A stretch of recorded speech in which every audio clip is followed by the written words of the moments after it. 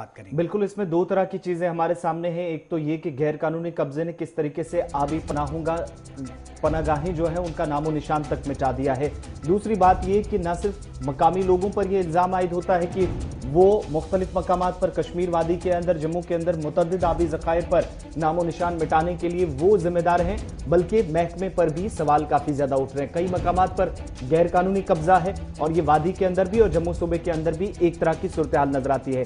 जम्मू कश्मीर और लद्दाख में 22 अजला में 2 डिस्ट्रिक्ट लेह और लद्दाख यूटी के कुल मिलाकर 3651 आबी पनागाहें हैं और सरकारी कागजात में बाज़ाब्ता इनका रिकॉर्ड मौजूद है। सरकार के पास इनके रिकॉर्ड ऑलरेडी पड़े हुए हैं। लेकिन जैसे जैसे वक्त गुजरता जा रहा है, एक बड़ी तादाद वादी के अंदर, लद्दाख के अंदर, जम्मू सूबे के अंदर, जहां पर वेटलैंड्स के साथ साथ यानी आबी पनागाहों को हमने किस तरीके से खोया है, उसकी 2 वजूहात बताई जाती हैं। यहां पर आज ये खबर बताने का मकसद ये है कि एशिया की सबसे बड़ी वेटलैंड्स एरियाज में से एक होकरसर झील, जिसकी तस्वीरें भी साथ साथ आप देख रहे हैं, जिस पर इंतजामिया की बात भी रखेंगे और लोगों की, श्रीनगर बेस्ड एक ऑर्गेनाइजेशन काम करती है जो सिर्फ ये पता लगाती है कि आबी पनागाहों पर कितना कब्जा, किन मकामात पर, कहां पर सबसे ज्यादा नुकसान पहुंचाया गया है। तो श्रीनगर के इस इदारे के मुताबिक अगर इस रिपोर्ट को सही माना जाए, सही तरीके से इसको जाना और परखा जाए, तो एनवायरमेंटल पॉलिसी ग्रुप जो श्रीनगर में है, इस पर उसने तहकीक की है और पता ये चला कि 20,000 कनाल जमीन जो है होकरसर वेटलैंड की, वो गैर कानूनी कब्जे में है। यहां तक कि यादादोशुमार भी रखे गए कि 27,000 कनाल को अब तक खुद महकमे ने और बाकी लोगों ने भी इसको नुकसान पहुंचा है, यानी इस पर कब्जा हुआ है। अब यहां पर लोगों का वर्जन क्या है? मकामी लोग जो बड़ी तादाद में जो ये कहते हैं कि 1950 से वो अब तक यहां पर मुकीम है, तो वो यहां से नहीं हटेंगे, क्योंकि अब अदालत के अहकामात सख्त है इंतजामिया को कि इस वेटलैंड को खाली कराया जाए, जो आपकी जमीन है उसकी निशानदेही करके गैर कानूनी कब्जे को, एंक्रोचमेंट्स को हटाया जाए। लेकिन यहां पर जिम्मेदार महकमा भी ठहराया जा रहा है। उसकी वजह यह है कि महकमे पर भी इल्जाम है कि हजारों कनाल जो वेटलैंड की है, इस एरिया पूरे की, इस होकरसन वेटलैंड जो है, वो महकमे की वजह से भी, उसकी लापरवाहियों की वजह से भी गैर कानूनी कब्जे के नीचे आई है। और उसमें सबसे ज्यादा परेशानी है कि खुद महकमे ने एंक्रोचमेंट्स कई मकाम पर की है। अब 2 तरह की रिपोर्ट, एक तो ये कि जम्मू कश्मीर के अंदर 3,500 से ज्यादा आबी ज़खायर, जिनमें आधे से ज्यादा पता ही नहीं है, जिनका नामो निशान नहीं है। जिम्मेदारी किसकी? साउथ एशिया के अंदर, जनूबी एशिया के इस खित्ते के अंदर शहर श्रीनगर के साथ लगने वाली जो होकरसर वेटलैंड है, उसको किस तरीके से नुकसान पहुंचाया गया है, इस पर मजीद बात करेंगे। लेकिन फटाफट से एक छोटी सी बात लोगों की भी सुनाते हैं और महकमे का वो इंकशाफ भी कि हां, यहां पर एंक्रोचमेंट हुई है लेकिन कार्रवाई चल रही है, और उसके बाद इस पर मजीद बात करेंगे। मेरा नाम रूबल। इस खबर पर मजीद बात करने के लिए हमारे साथ सनम एजाज भी श्रीनगर से जुड़ चुके हैं, हमारे सीनियर साथी है सनम एजाज। सनम एजाज, प्रोग्राम में आपका खैर मकदम है और बात हो रही है आबी पनागाहों की।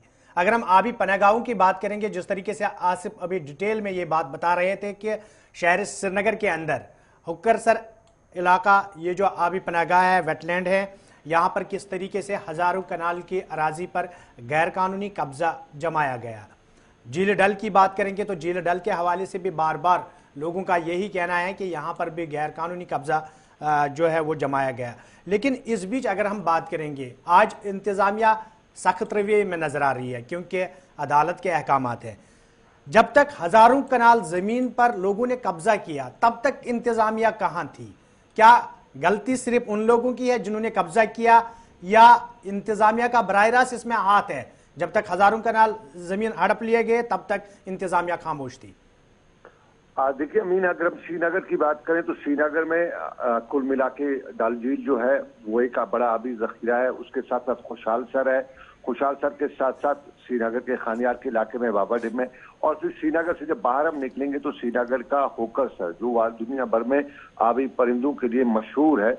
और इन चारों के चार की हालत जो है वो बहुत ही खस्ता हो चुकी है। सबसे पहले अगर हम होकरसर की बात करें तो जहां सरकारी सतह पे जम्मू कश्मीर में बताया जाता है कि 3,500 से ज्यादा हमारी वेटलैंड्स हैं, लेकिन वो वेटलैंड्स कहाँ हैं? अब उनका नामो निशान तक खत्म होता ही जा रहा है। बहुत सी खत्म हो चुकी हैं और बहुत सी खत्म की जा रही है। जिस तरह हम होकरसर की बात अगर कर रहे हैं तो करीबन यहाँ पे जो जमीनें वगैरह है जिसपे अब कहा जाता है नाजायज कब्जा है, ये नाजायज कब्जा नहीं है। बाकायदा तौर पे मिली भगत के साथ कब्जे दिए गए हैं और कब्जे जिन लोगों के पास जिन्होंने लिए हैं उनके पास बाकायदा डॉक्यूमेंट्स हैं। ये वो डॉक्यूमेंट्स हैं, वो अलग बात है कि उन डॉक्यूमेंट्स को चेक करने की जरूरत है कि उनके पास जो डॉक्यूमेंट्स हैं वो किस जमीन के हैं, कहाँ के हैं। एक मिसाल ऐसे कहा जा सकती है कि जो हॉकरसर के आसपास के जो अक्सर लोग हैं उनके पास जिनके पास जो डॉक्यूमेंट्स हैं वो डॉक्यूमेंट्स वहां से 2 किलोमीटर दूर 3 किलोमीटर दूर के इलाकों की जमीनों के डॉक्यूमेंट्स हैं, लेकिन उन्हें निशानदेही इस जमीन की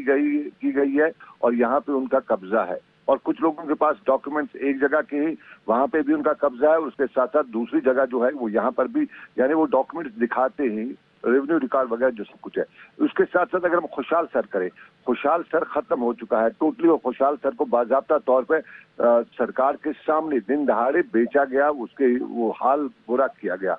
और फिर ये जो हॉकर सर है, हॉकर सर में एक तो खुद सरकार ने उसके अंदर से बहुत सा इंक्रोच किया, बहुत से जो फ्लड चैनल का जो स्पिल वहां से था उसको खत्म किया।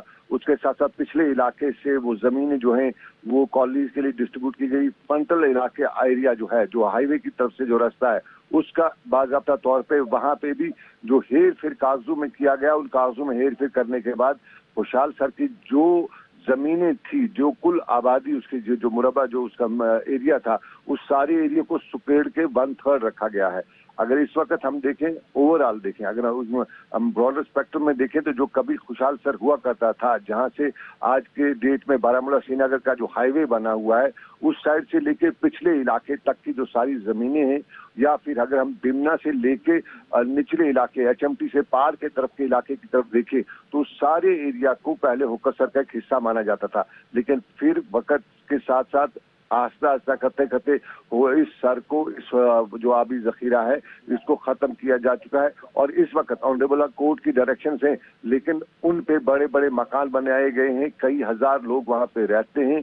ऑनरेबल हाई कोर्ट की डायरेक्शन होंगी, लेकिन उनको जमीनी सतह पे जब अमलाया जाएगा तो बड़ी तादाद अपने नाजरीन सनम जी जी यही बात क्लियर करने के लिए यहाँ पर आपको रोकना चाहूंगा, क्योंकि होकरसर इलाके में जो लोग रह रहे हैं, यानी जिनको इंतजामिया कह रही है ये गैर कानूनी कब्जा है, लेकिन वो कह रहे हैं कि हम 1947 से यहाँ पर रह रहे हैं, वो साउंड बाइट हम अपने नाजरीन तक पहुंचाएंगे ताकि मामला क्लियर होगा। उसके बाद आपसे एक मजीद सवाल जानना चाहूंगा, लेकिन उससे पहले यही कि लोग क्या कहते हैं और मुतलका इंतजामिया क्या कुछ कहती है इस होकरसर के हवाले से।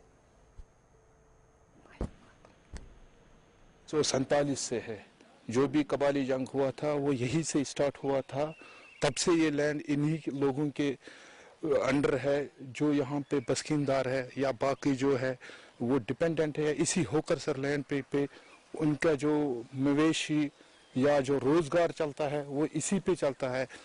हालांकि गवर्नमेंट को चाहिए कि वो इसको जैसे डल बनाया है वैसे बनाए, उसके लिए भी हमें रोजगार की जरूरत है यहाँ पे, इससे ये बढ़ जाएगा। और जो बाकी यहाँ पे बस्किनदार है उनके लिए भी थोड़ा बहुत अगर गवर्नमेंट स्टेप लेती है कि रेस्टोरेंट करे या पार्क्स बनाए, जो करना है वो नहीं करते हैं, मगर जो है उस पे ये इनको डाका डाल रहे हैं।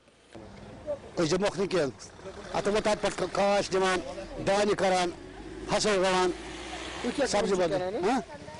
दसिल कम मतलब होकरसरस मज घास वास अनान क्या